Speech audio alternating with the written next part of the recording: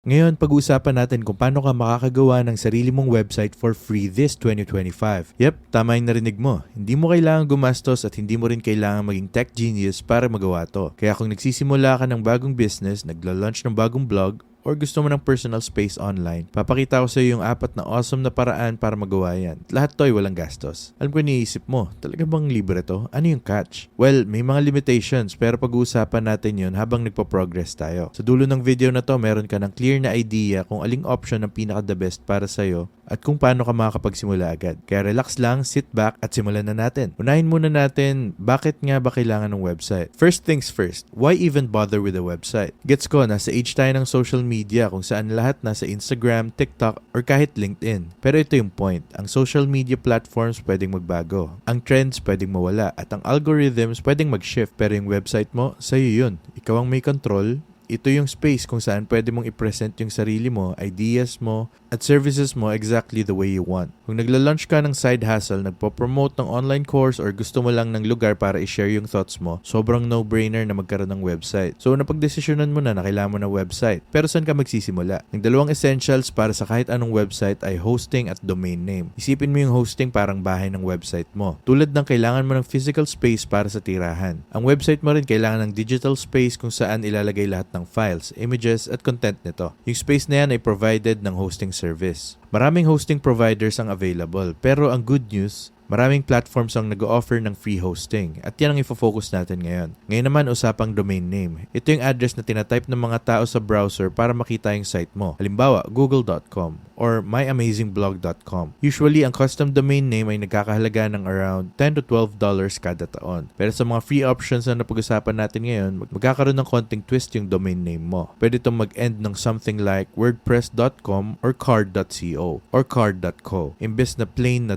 .com. Ito yung trade-off ng paggamit ng free services. Pero honestly, maliit na compromise to para maging online ang website mo nang walang binabayaran. Option 4, Wix free version. Kung naghahanap ka ng user-friendly website builder na maraming customization options kahit wala kang coding skills, ang free version ng Wix ay isang fantastic na choice. Perfecto kung nagsisimula ka pa lang or kailangan mo lang ng simpleng online presence. Ang drag and drop interface ng Wix sobrang intuitive. Kaya pwedeng buuin yung website mo sa pag-select ng elements tulad ng text, images, at buttons. Tapos drag mo lang sila kung saan mo gustong ilagay. Kasama na sa free plan ang hosting at access sa maraming templates. Kaya kahit wala kang budget, pwede ka pa rin gumawa ng visually appealing na site. Pero syempre may ilang limitations ang free version ng Wix. Yung site mo magkakaroon ng Wix brand domain at may lalabas na Wix ads sa site mo. Hindi man to ideal para sa isang professional business site, okay na okay to kung ila-launch mo yung personal project, portfolio, or kahit simpleng blog lang. Isa pang bagay na dapat tandaan ay ang free plan ng Wix ay meron lang 500 MB na storage at bandwidth. Enough na to para sa isang basic na site. Pero pwedeng maging limiting kung plano mong mag-upload ng maraming content. Kung kailangan mo ng mas maraming features tulad ng pag-remove ng ads or pag-connect sa custom domain, pwede ka namang mag-upgrade sa isa sa mga premium plans ng Wix. Ang Wix ay sobrang bagay para sa mga users na gustong mag-online agad nang hindi na kailangan pang intindihin yung technical aspects ng web development. Kung kailangan mo ng hassle-free na paraan para gumawa ng website, sulit na sulit i-consider ang free version ng Wix. Ngayon kung gusto mong mag-start sa Wix, i-click mo lang yung link sa description sa baba. Mapupunta ka sa page na to kung saan pwede mong i-try yung Wix ng libre. Next up, Card. At sasabihin ko sa iyo sobrang ganda ng platform na to para gumawa ng quick, clean at simple website. Kung naghahanap ka ng straightforward na paraan para mag-online, lalo na kung landing page or portfolio lang ang kailangan mo, Card ang sagot dyan.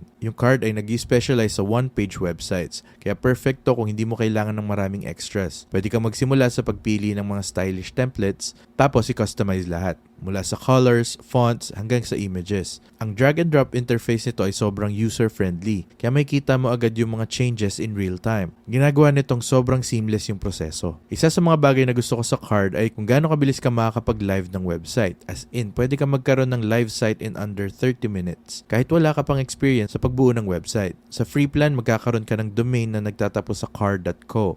Pero tulad ng sa WordPress, pwede kang mag-upgrade para i-connect ang custom domain kung gusto mo ng mas polished na look. At kung ready ka nang dalhin sa next level ang Card site mo, ang Card Pro ay sobrang solid na option. Sa starting price na $19 per year, ma-unlock mo ng sobrang daming powerful features na kayang mag-enhance ng functionality at appearance ng site mo. Perfect para sa mga gusto ng mga mas advanced na tools na hindi kailangan gumastos ng malaki. May mga levels ang Card Pro, pero kahit alin ang piliin mo, pwede mo nang i-connect ang custom domain mo na nagbibigay sa site mo ng mas professional na look look dahil mawawala na yung default na card.co URL. Kasama na rin dito ang SSL support para siguradong secure ang site mo. Magkakaroon ka rin ng option na magdagdag ng custom code at third-party widgets. Ibig sabihin, pwedeng integrate ang mga services tulad ng Gumroad, Typeform, or mag-embed ng videos at galleries. Kung marami kang projects, ang Card Pro ay nagbibigay ng daan para makapag-build at publish ng hanggang 25 sites sa isang account. Depende sa plan mo. Aside from this, makikinabang ang pro user sa higher quality images, mas malaking file uploads up to 64 MB para sa videos at custom icons na magpapaganda lalo ng site mo. Makakakuha ka rin ng access sa mga premium templates na perfect starting point para sa mga professional looking designs. So kung naghahanap ka ng basic features or mas advanced na options, Card Pro ang magbibigay ng solid na experience na sobrang affordable sa presyo. At pwede mo pa siyang subukan ng libre for 7 days para makita kung fit siya sa needs mo. Kung gusto mo ng simplicity at bills pero may option ka na mag-scale up, Card. Lalo na ang Card Pro, isa sa mga top contenders. Kung ready ka na magsimula sa Card, i-click mo lang yung link sa description. Moving on to our third option, or yung second best option natin, Canva. Alam ko baka ma-surprise ka sa Canva dahil mas kilala to bilang isang design tool. Pero sobrang powerful din ng platform na to para gumawa ng websites, lalo na kung gusto mo ng visually stunning design. Perfect ang Canva website builder para sa mga gumagamit na nito sa paggawa ng social media posts, presentations, or kahit anong design projects. Ang interface nito ay drag and drop, kaya sobrang intuitive kahit hindi ka tech savvy. Pwede kang pumili mula sa daan-daang templates na fully customizable. Isa sa mga pinakamalaking advantages ng paggamit ng Canva ay pwedeng gawin at store lahat ng kailangan mo para sa brand mo sa isang lugar lang. Sobrang convenient nito para mapanatili mong consistent yung branding mo sa lahat ng platforms mo. Sa free plan, makakakuha ka ng solid na selection ng templates at elements. Pero kung gusto mong ma-access yung premium designs, photos, at features, pwedeng i-consider ang Canva Pro. Kahit sa free version, sobrang dali lang mag-publish ng website. Isang click lang at live na agad yung site mo. Ang domain mo ay magkakaroon ng canva.com sa dulo. Pero honestly, para sa isang free site na may professional look, sulit na trade-off na yun. Kung gusto mong magsimula sa Canva, i-click mo lang yung link sa description sa baba. Next, we have WordPress. Isa to sa pinakasikat na platforms para gumawa ng website at may magandang dahilan kung bakit. Matagal na itong ginagamit and it runs more than 40% ng lahat ng website sa internet. Kung gusto mong mag-start ng blog, gumawa ng portfolio, or mag-build ng simple business website, covered ka ng WordPress. May dalawang versions ang WordPress, wordpress.com at wordpress.org. Pero today, ang focus natin sa wordpress.com na may free plan na kasama na ang hosting at domain. Ang maganda sa WordPress ay ang flexibility nito. Pwede kang magsimula sa isang basic site at habang lumalaki yung needs mo, madali mo itong ma-expand gamit ang plugins para sa halos kahit anong feature na maisip mo. Pero ito yung catch. Sa free plan, ang domain mo ay magiging something like yourname.wordpress.com. Hindi siya kasing linis ng custom domain pero kung nagsisimula ka pa lang, sapat na siya para matutunan yung basics at makapagsimula.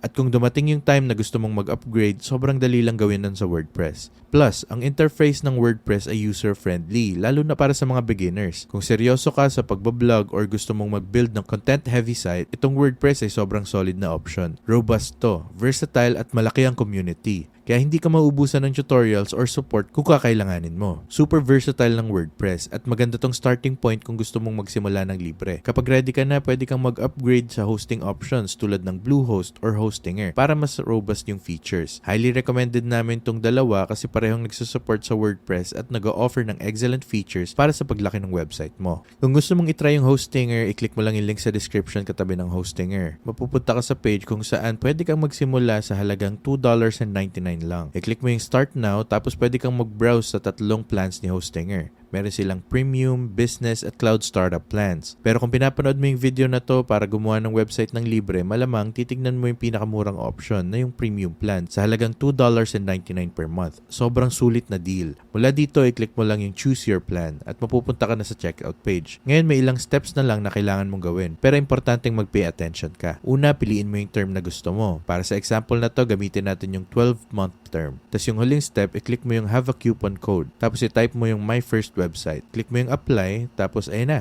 makakakuha ka na ng mas malaking discount. So for $32.29, makakakuha ka ng isang buong taon ng professional web hosting gamit ang Hostinger para ma-host ang WordPress website mo. Kung gusto mong magsimula sa Hostinger, siguraduhin na i-click yung link sa description at gamitin yung code na My First Website sa checkout para sa discount. Ngayon, kung gusto mo namang subukan ng Bluehost, isa rin itong magandang option. May link din kami para dito. At sa ngayon, makakakuha ka ng mas murang presyo. Sa Bluehost, pwede ka na magsimula sa halagang halagang $1.99 per month lang. Sobrang sulit na deal. Yun ang kanilang basic plan. Kung gusto mong mag-start gamit ang Bluehost para sa WordPress website mo, siguraduhin mong i-click yung link dun sa description. Bago tayo mag-wrap up, gusto kong ipakilala sa inyo ang isang incredible tool na kayang i-elevate ang website building experience mo sa kahit anong platform na piliin mo. KD. Ang KD ay isang AI-powered design platform na ginagawang effortless ang paggawa ng magagandang, professional quality landing pages at iba pang design elements para sa website mo. Sa KD, magkakaroon ka ng access sa libo-libong ready-to-use templates pati na rin sa isang napakalawak na library ng illustrations, fonts, photos at icons. Lahat accessible agad. Ang drag-and-drop interface nito ay sobrang intuitive kaya madali mong makakustomize ang mga templates para mag-match sa style ng brand mo. Ang maganda pa dito, ang KD ay entirely browser-based. Hindi mo na kailangan mag-download ng kahit ano. Ibig sabihin, mabilis mong magagawa at may export ang designs mo papunta sa kahit anong website builder na gamit mo. Subukan mo yung KD ng libre at tignan mo kung paano nito kayang gawing special ang website mo. I-click mo yung link sa description para matry mo yung KD. So there you have it. 4 fantastic ways to create a website for free in 2025. Napag-usapan natin yung WordPress, ang go-to para sa bloggers and content creators, Card na perfect para sa simple one-page websites, Canva, ang designer's dream para sa mga branded websites, at Wix na sobrang dali gamitin para makapagsimula agad. Kaya kung gusto mong gumawa ng website para ma-land ang dream job mo, maka-attract ng mas maraming customers, or magkaroon ng sariling online space, ang mga options na to ang siguradong makakatulong sa iyo para ma-achieve yan. Kung gusto mong magsimula sa alinman dyan sa mga products na pinag-usapan natin today, makita mo yung links nila sa description sa baba. By the way, affiliate links tong mga to. Ibig sabihin kumikita kami ng maliit na commission kapag ginamit mo sila. Pero walang dagdag na cost para sa'yo. In fact, makakakuha ka pa ng best pricing possible kapag ginamit mo yung mga links na to. Malaking tulong ang commissions na to para masuportahan yung channel at makapag-create pa kami ng free content katulad nito. Kaya kung gagamitin mo sila, thank you so much in advance. Kung nakatulong sa'yo ang video na to, huwag kalimutang mag-like, mag-subscribe at i-click ang notification bell para hindi mo ma-miss ang mga susunod naming videos. Dito sa channel na to, gumagawa kami ng maraming videos na dedicated sa pagtulong sa iyo na mag-create ng unang website mo. Pati na rin yung ibang web design at development tutorials. Kaya siguraduhin mag-subscribe. Pero other than that, thank you so much for watching and takit sa next video.